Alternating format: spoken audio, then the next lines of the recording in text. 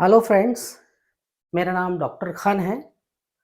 आ, बहुत दिन से मेरे पास मल्टीपल पेशेंट एक ही कंप्लेंट को लेके बार बार आ रहे थे, जिसको हम लोग मेडिकल टर्म के अंदर बोलते हैं अपनी रीढ़ की हड्डी नीचे वाले लंबर स्पाइन सीधी हो जाना, जिसको strengthening of the lumbar spine हम लोग मेडिकल टर्म में बोलते हैं।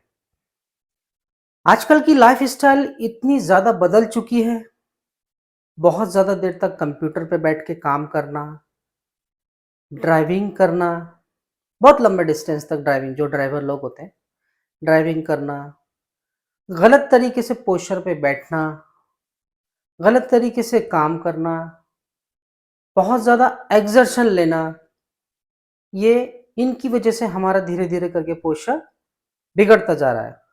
और ये पोस्चर बिगड़ने की वजह से आजकल एक कॉमन प्रॉब्लम चालू हो गई है, जिसको हम लोग रीढ़ की हड्डी का सीधा होना या लॉस ऑफ लंबर लॉर्डोसिस हम लोग उसको बोलते हैं। तो आखिर ये होता क्यों है, ये थोड़ा सा बताऊंगा आपको। ठीक है।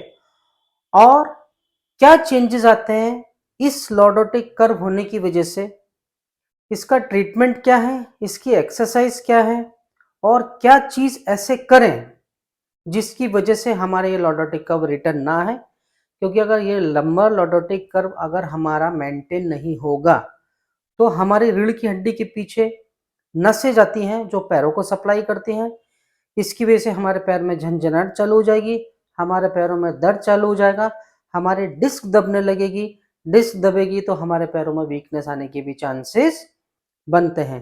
तो थोड़ा सा इसके बारे में हम लोग सीखते हैं। तो पहले आप लंबर लॉर्डोसिस के बारे में थोड़ी सी जानकारी ले लीजिए, फिर मैं नेक्स्ट टॉपिक पे आपको इसके बारे में एक्सरसाइज भी सिखाऊंगा कि हम लोग इसको किस तरीके से एक्सरसाइज से पोस्चर को बैलेंस कर सकते हैं और हम रिटर्न कर्वेचर ला सकते हैं। तो ये आपको एक छोटा सा डेमो दिखाता हूं। ये हमारा सीमेंटेड स्पाइन है। इसको हम लोग पहले ये फ्रंट लाइन से दिखा रहे हैं और ये लेटरल व्यू। तो हमको जो कर्वेचर जो हम लोग को जो फाइंड आउट होता है, वो हम लोग लेटरल कर्वेचर का जब एक्सरे निकालते हैं तो हम लोग को फाइंड आउट होता है। नॉर्मली अगर आप देखेंगे तो यहाँ पर ना एक देखो एक खड्डा जैसा दिख रहा होगा आपको, ये देखिए गोल जैसा, मतलब यहाँ खड्डा है और यहाँ गोल स्ट्रक्चर, एक गोल संरचना आपको दिखाई दे रही होगी। मैं आपको एक्सरे में भी शो कर दूंगा उसका। ये देखिए यहाँ पर आपको ना एक गोल स्ट्रक्चर दिखाई दे रहा है। अगर ये गोल स्ट्रक्चर अगर आपका खत्म हो रहा है, ये संरचना अगर आपकी ऐसे कर्व ना रह के धीरे धीरे धीरे धीरे करके ये सीधा हो रहा है, जो कि एक्सरे में मैं आपको दिखाऊंगा, आपको ऊपर साइड पे एक्सरे भी दिख रहा होगा कि स्ट्रेंथनिंग का कौन सा एक्सरे है और नॉर्मल एक्सरे कौन सा है, वो दोनों मैं आपको शो करूंगा।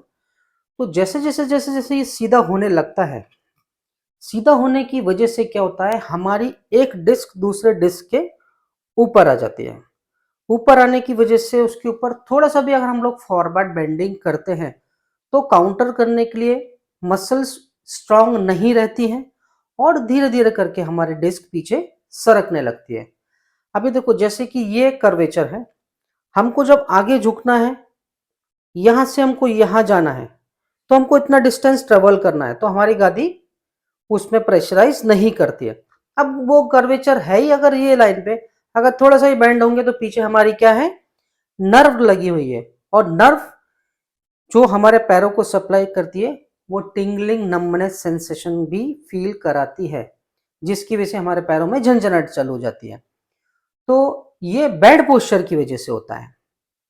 गलत तरीके से बैठना कोई इन्फेक्टिव डिसीज की वजह से भी हो सकता है, कोई अदर डिसीज हो, ज्यादा देर तक बैठे रहे तो भी ये प्रॉब्लम आने लगती है। तो इसका हमको समाधान करना कैसे है, उसकी एक्सरसाइज में बताऊंगा। हमको सबसे अच्छा इसको बैठते समय क्या करना है, जब भी हम बैठ रहे हैं तो कभी भी ना पोक निकाल के नहीं बैठना है। ओके। जितना फॉरवर्ड बेंडिंग में हम बैठेंगे उतना कर्वेचर लॉस होने लगेगा, पहला।